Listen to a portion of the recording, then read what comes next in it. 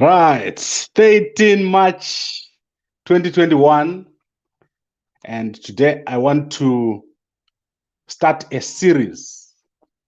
So what I'm going to be doing is every week I'm going to be taking a day to talk about the financial and economic situation that Zimbabwe finds itself in and where we are going to find ourselves in very, very soon, and how that will impact you.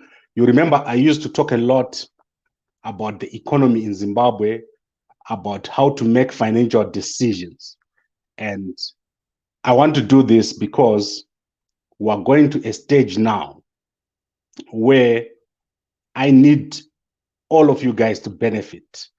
And this is going to happen within a very short space of time. The opportunity, the window of opportunity in Zimbabwe has just started to open. And my estimation and my prediction is that within the next 10 years, Zimbabwe will be a totally different and changed country in which you will actually be able to make money. And I'm not talking about small monies here. I'm talking about millionaires. So if you're in South Africa, you can make money, you can become a millionaire. At the moment, if you're in Zimbabwe, you cannot be a millionaire. Only a few guys are millionaires. In fact, right now, US dollar millionaires in Zimbabwe, they are less than 100. Whereas in South Africa, we have 50,000 US dollar cash millionaires, according to the banks. So I want you to remember this number that I just gave you. 50,000 US dollar millionaires in South Africa from a population of about 55 million. In Zimbabwe, 100 US dollar millionaires from a population of about 12 to 15 million people. And most of the millionaires that you have in Zimbabwe, they are not conventional millionaires. They are dealers. They are people who cut corners. They are people who are corrupt, people in the military, people who have made money in ways that you cannot describe. And Lord Balish, you want to know how many billionaires are there in South Africa? We currently have between 12 and 16 billionaires in South Africa, cash billionaires, people who've got money in their pocket, money in their banks. So let us look at the situation right now. And I want to keep this below 10 minutes. I'm going to be doing this every weekend. And I want you guys to understand that where we're going, we have now entered a new era in Zimbabwe. The era where we're coming from, or the period where we're coming from, was a period of polarization, especially in political terms, where there was a lot of focus on politics. You remember all those years with Mugabe, and then we have the new dispensation now of Idi Mnangagwa, which has been there since 2017. They've not really managed to change the economy. Unfortunately, for individuals, you cannot feel it yet. So there was that period of polarization. We had the elections. The elections made things worse. And now where we are going, I'm trying to show you now where we're going, how it's going to work out. And let us start with why things have been so bad. And I said that the issue of polarization, people fighting politically, it's been such a big problem in Zimbabwe. There is no identity. So if you look at a Zimbabwean, they say I'm MDC or I'm ZANU-PF. That is the beginning and the end of everything. If you come to South Africa, people do not identify themselves according to politics. On a Saturday, they could be at an EFF rally. At a Monday, they'll be together with an ANC person. They are doing business deals. Whereas in Zimbabwe, the identity is so political, all the way from independence. ZANU-PF, ZAPU, Twakazi, MDC Alliance, MDCT, all the way. Everything is politics, day in, day out. That has been the biggest problem in Zimbabwe. And unfortunately, this has affected people at an individual level. So if you look at most of the guys who are watching now, I do some demographic checks. Most of you are between the age of 40 and the age of 65. So that is the majority of the people that are on this platform. And most of the people, they have not achieved what they wanted to achieve, especially the guys in Zimbabwe. You'll find out that the guy has got no house, the guy has got no car, his children are not working, and when he dies, he probably won't leave anything for his family. Whereas here in South Africa, a typical 30-year-old has a house, has a car, although it's on debt, they've got it. They have a job and they've got prospects. However, in Zimbabwe is the total opposite. This has not happened. And what is to blame has been the politics. Politics in Zimbabwe has been everything. So that has caused all these problems that we have. The political system in Zimbabwe is a system of polarization, a system of winner take all, and politics also goes into business. If you're not politically connected, if you're not in the right faction, then you're not going to be able to get access to resources. So this political system has caused all the problems that we have in Zimbabwe. And this has also allowed the sanctions that are there in Zimbabwe right now to come into place. It's very, very sad what is happening. The situation with the sanctions need to be addressed, because without that being addressed, even if we were to put a super president, even if we were to put Nelson Chamisa in office today, you are not going to be able to change that country. The country has been locked out from many opportunities, and that is very, very important. That is something that the politicians need to deal with from all sides. You cannot have sanctions in a country and expect to do well. So as I said, I want to keep this very, very short, and I'm going to be coming almost every weekend to talk about this. I want us to talk business. I want us to move to a certain place where a number of guys who are interested are going to benefit from a program that I'm going to be introducing. But for now, let's talk about what is going to happen within the next 10 years. So you all know that Idi Mnangagwa, after 2023, is going to be going into his last term, and likely by 2027 and going up to 2030, we'll probably have a new president. However, my prediction is that before all that happens, so between now and 2027, there's going to be a sudden and unexpected political event that is going to change everything.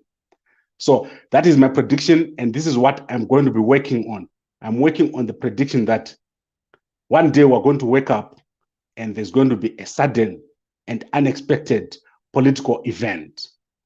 And that event, when it happens, it is going to change the political culture and the political system. And I'm not just talking here about on the ZANU-PF side. There is also going to be changes on the MDC side. There's probably going to be some negotiations. There's probably going to be a GNU of some sort. So the period where we're going into now, there's going to be a change from the culture of fighting each other, and there's going to be some sort of compromise, which we're going to see before we reach 2027. Even if ZANU-PF was to win the election in 2023, I do not see them adopting a winner-take-all culture. So we're definitely going into a new type of era, and this era is going to be starting as we speak right now. You see what Idi Mnangagwa is doing. He's talking to different people. He's reaching out to people like Mamjuru, who is already backed down. She's no longer going to be in politics. Is reaching out to people in the MDC Alliance. The guys in MDCT, they're basically on board now. So I foresee some sort of compromise before 2027. And of course, Idi Mnangagwa will be pushing to win the 2023 elections. So when you're planning at a personal level, you have to take into account these kind of changes. Most of the guys that are out here in the diaspora, you're not doing well. Most of us who are sitting here in the diaspora, we're just waiting for an opportunity to go back to Zimbabwe. But the economy at the moment, the environment has not been allowing it. However, I'm saying within the next few years, we're going to suddenly see a change in that environment, especially when the political issues get sorted. And then you will suddenly see opportunities. So where are you going to see these opportunities? What do you have to do now to prepare for an opportunity? Let's look at South Africa. I want us to go back to the example of South Africa. We've got 50,000 millionaires. Where did these millionaires come from? The millionaires came from a government policy of triple BEE. So the government deliberately identified Black people, Black businesses, and they gave these people opportunities. So if you see a millionaire in South Africa, they are most likely someone who has benefited from a government business, a council business, a parastatal business, or they've just been given money to fund their business by the government. So this is the bulk of the people who are millionaires. We also have people that have benefited from a policy of the government that forces private sector companies to go into business with Black people. So on the South Africa Johannesburg Stock Exchange, they've made rules about how companies should be constituted, which companies can do business with the government, and so forth. This has benefited a lot of Black people. And that is where the majority of the 50,000 millionaires are coming from. And in Zimbabwe, that is currently not there. There's just no money for the government to do this. But I foresee this coming. So if you are someone who is planning to become one of the upcoming millionaires, and I anticipate that we'll probably have, from the 100 millionaires that we have now, we'll probably be heading to something like 5,000 millionaires in Zimbabwe within the next 10 years. So there'll be a sudden upsurge of people that are doing very, very well, people that will benefit from government policies. And that will happen within the next 10 years. So just be that kind of person who is positioning themselves to be in the place where you can benefit from a government policy like that. So in which sectors is this going to be? Of course, financial services, real estate, technology, and e-commerce. So this is where you need to focus. How do you get into real estate? How do you get into financial services? How do you get into technology and e-commerce? And obviously, this will be driven by government policy. And you'll see that suddenly, if you do that, the focus on politics will be greatly reduced and there'll be more focus on business. So I'll be talking more and more about this kind of change that is going to take place in Zimbabwe within the next 10 years. And it is going to be preceded by a sudden and unexpected political event. So that is my prediction of what is going to happen in Zimbabwe within the next 10 years. So I want to close this week. Next week, I'll be back talking about the trends that I expect in Zimbabwe. But I want you to go on Gambakwe YouTube channel and you realize that we've opened a new membership on the channel. So just go and have a look. I'll be talking about it more as we go so that you understand where we're going. I've got a very, very big plan that we want to implement, given what I've just said. And we need to start looking at how we can all work together on this. Right, I want to look at the comments. MS there is no major change with ZANU-PF in power. In 10 years, there will be a different president from ZANU-PF. As I said, whoever comes after Mnangagwa, they are going to have a totally different approach to politics. As you have seen, Mnangagwa himself has had a totally different approach from Mugabe, and I foresee a major change for the next president that is coming after Mnangagwa. You know that Mnangagwa will be gone in 2027 if he wins in 2023. Don't expect things to remain the same. Things are going to change. Right. Luxon, you want to join? I'm sorry, today I'm not taking any guests. We'll talk on Monday. We'll talk from there. Lord Balishot, indirectly saying there will be a regime change in Zimbabwe. I'm not saying there's a regime change. I'm saying there will be an unexpected and sudden change. So something is going to happen. You're going to wake up today, and tomorrow is going to wake up like another day. Totally different day. Denmark Stemba, you are saying you're supporting ZANU-PF. I'm saying to you that to make money, you're going to need to forget about ZANU-PF. You're going to need to forget about MDC. That thinking of saying I'm an MDC supporter, when Chamisa comes into office, I'm going to do well. Forget it. Get it out of your head. If you think that way, the day Chamisa gets into office or whoever, you're going to get worse off. So you need to think different, because what is going to happen is opportunity is going to be depoliticized. At the moment, opportunity is politicized. Right, Imbizo, we told you debt is bad. I don't know who's got debt, but you can be assured it's not me. So let's look at, in fact, I can explain to you that I paid off all my debts here in South Africa. So I'm not one of those Imbizo. I don't know who's got debt. But in terms of good debt and bad debt, the problem that we have in Zimbabwe is that people are not able to get finance to buy a house. They're not able to get finance to buy a car. Those are good debts. If you've got a house, if you've got a car, you've got a good debt. You're not living, your children are not living in a bad area. You can move into Borodale. If you get that kind of debt, you need to take it. But at the moment, that is not available. Erisha M, without any doubt, Chamisa will change the country. I do not agree with you. Chamisa will change nothing because it's just one person.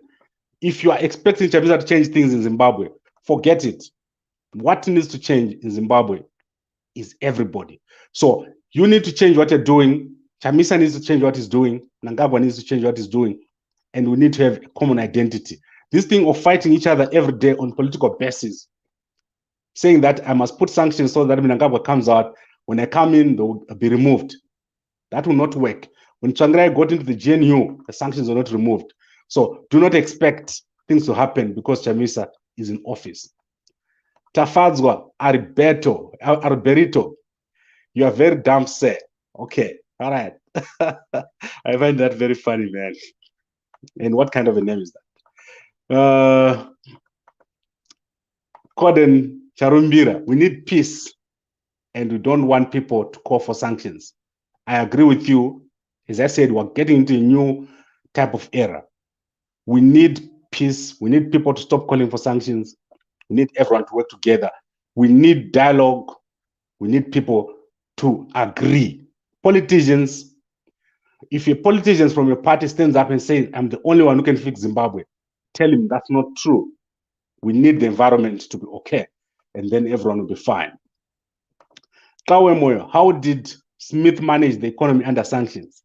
Smith managed the economy under sanctions because he only had a few people that he was catering for. So the economy of Zimbabwe was only catering for 4,000 people or so. The majority of you could not even walk in First Street. So the economy that you're talking about is different from the economy that we have now. The current economy that we have, it needs to grow. So if you're going to be a millionaire, so Zimbabwe is 100 millionaires. If we're going to have 5,000 millionaires, you need growth. You need infrastructure to grow. You need manufacturing to grow. You need tourism to grow. You need financial services to grow. So those things won't happen the same way they happened during Smith's era. And this is what you have to understand. Don't worry about Smith.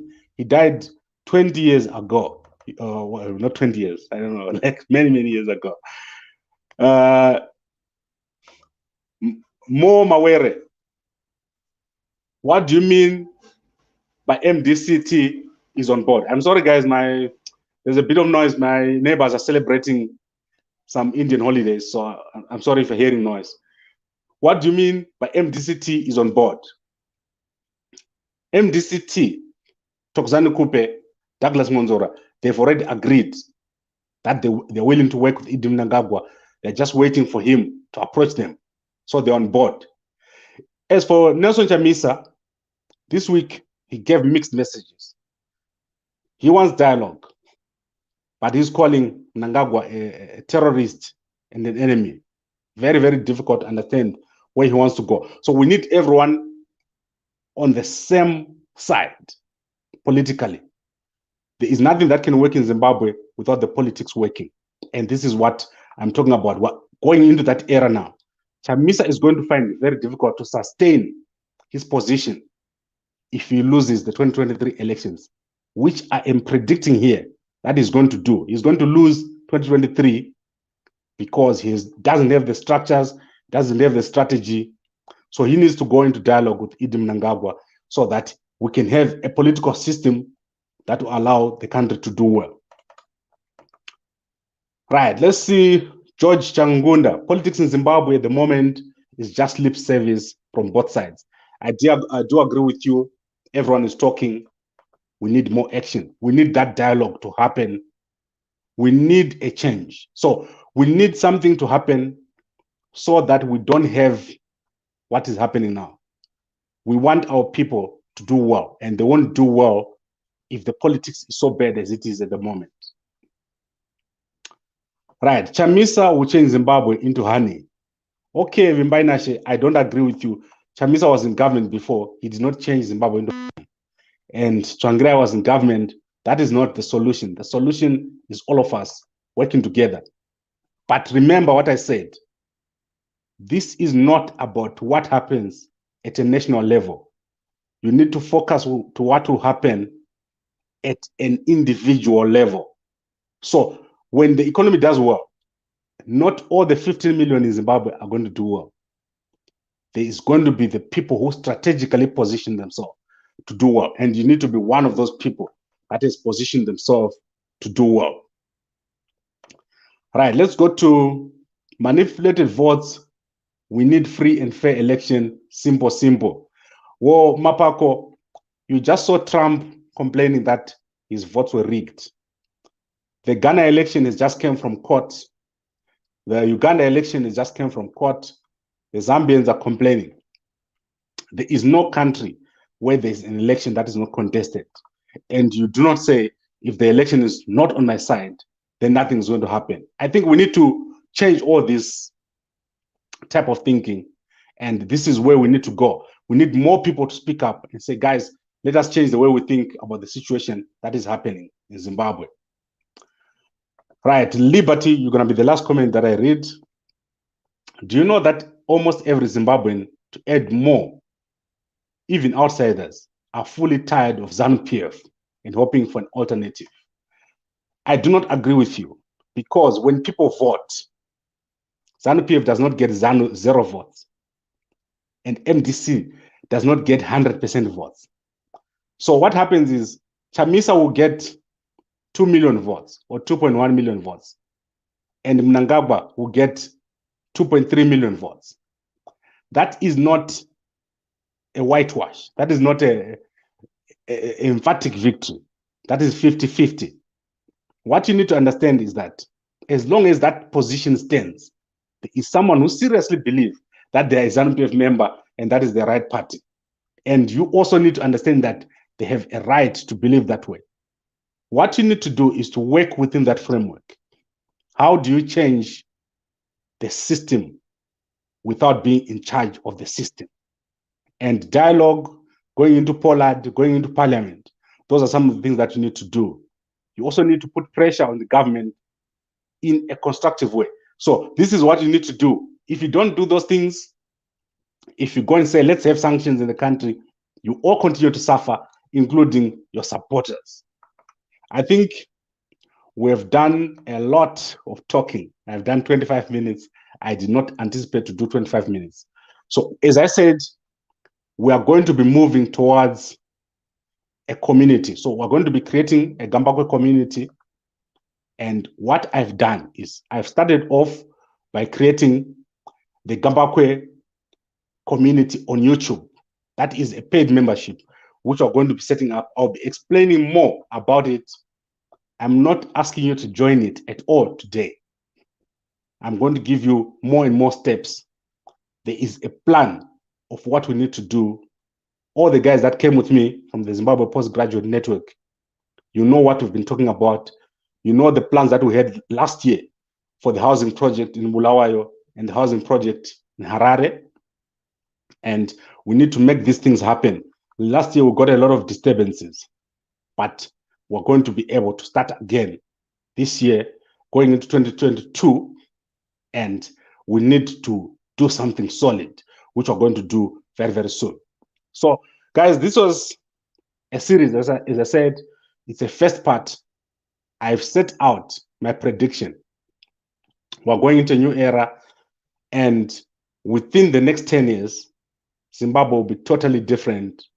And if you position yourself properly, you're going to find yourself doing very, very well in Zimbabwe. And as I said, the trend is that a lot of people are going to be moving back to Zimbabwe. So that is the trend that I'm predicting.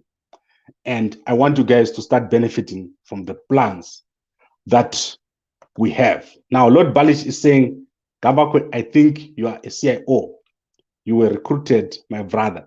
The CIO in Zimbabwe does not have one guy like me as intelligent as Gambakwe. If they had, they would like, I'm just joking, man. Those guys are smart. I'm saying, well, you can think what you like. CIO of Zimbabwe, CIO of America. You watch a movie and the guy there is a CIO, you're happy. And you don't like your own CIOs. I don't know what's wrong with Zimbabweans. I don't even listen to such things. This is what I'm talking about. Guys, this old thinking of labeling people, putting yourself on one side, putting the other guy on the other side, it will take you nowhere. Most of the Zimbabweans are going to die outside the country because they cannot understand how things work. For example, there's no country without CIOs. South Africa has one of the biggest intelligence agencies ever. Right now, as we are speaking here, you don't know how many of them are watching us just because they are aware of what's happening in the region. Zimbabweans, they cannot have a national agenda. All you have is the MDC agenda, the 2021, and the ZANU-PF agenda. You do not think in a strategic manner, which is why we're always behind. You need to think strategically. And I hope that as we speak and as we go on, we are going to move to a certain area where we actually have something that is solid, something we can hold. So I think let us end it here. I actually wanted to talk some more, but I've had a very hectic day. So I never managed to do anything today. And I need to take a rest. Sunday is one of my busiest days in our business. And I'm working alone on weekends. So we've scaled down from the time we had about 30 people working at Gambakwe Media. And now we're down to less than 5 people.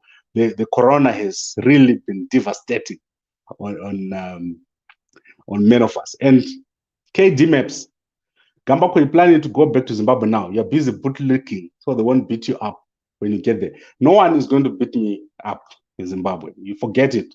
If I want to go to Zimbabwe today, I'll just go. No one is going to beat me. There's no reason to beat me. That I've never said anything to get beaten. And beat who? For what? This is what I'm saying. The MDC guys, the ZANU-PF guys, don't deceive yourselves. Time is moving. You need to normalize this environment. Right now, we've got 3 young ladies in jail. They get themselves arrested every so often so that they can be heroes. You only become a hero when you're arrested. Similarly, we have journalists that get themselves arrested, politicians that get themselves arrested. All this has to stop. We need a normal environment so that we can do business. Don't try to be something that you're not. Gambako is not that important that anyone can want to beat him. So if you go to Zimbabwe, you'll be beaten. That is totally wrong. And the guy says, when did you last go to Zimbabwe? The very day of the coup, I went to Zimbabwe. And after that, I haven't gone to Zimbabwe for my own reasons. I don't need to be there. I'm just a flight away, a 1-hour flight away. If I want to go to Zimbabwe, I'll go there. But no one is going to beat me. And no one is going to benefit anything from beating anyone. What we need is to fix our country together. So guys, every weekend I'm going to be coming here. Let us talk business. Let us anticipate this change that is coming. And it's not going to come from Chamisa. It's not going to come from Mnangagwa. The change is going to come from the strategies that we're going to all put together. If you do not plan your life, a politician is not going to do it for you. Right, so I think this is it. We've got a new membership YouTube channel. Go to Gambakwe. The membership is going to be self-explanatory. I'm going to be talking more about it. We want to pick up where we left off last year. I was very disappointed when the housing projects that we started stopped. And I'll explain further why they stopped. But then we're going to pick up from there. And this time, we're going to do it very, very well. Thank you very much, everybody, for watching. And we'll talk again. I think I'll be back on Monday. If I don't find my guest tomorrow, we're going to be talking with Mr. Tinashe Jonas. He comes back every Monday. And we want to talk about a story that is in the Daily News, where Chamisa wants to meet and to talk to Mnangagwa. And Mnangagwa doesn't want to talk to Chamisa. I think we want to go and revisit that topic. What is happening there? Thank you very much for watching. And I'll talk to you again on Monday. Good night.